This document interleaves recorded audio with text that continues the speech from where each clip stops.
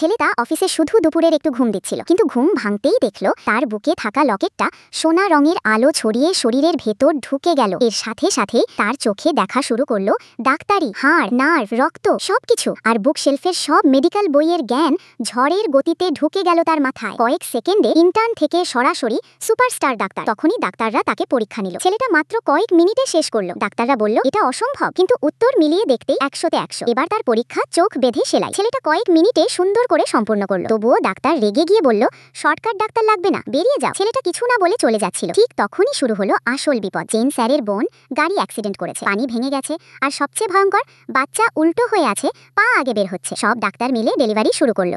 দৌড়ে এসে বলল, না, এখন ডেলিভারি করলে দুজনেই মরবে। ডাক্তাররা রেগে গেল, কিন্তু কেউ শুনলো না তার কথা। পরের মুহূর্তেই মা আর্তনাদ করে উঠল, বাচ্চা আটকে গেছে, আমরা আর কিছু করতে পারছি না। জেন স্যার চিৎকার করে উঠল, আমার বোনের কিছু হলে তোমাদের জীবন নেই।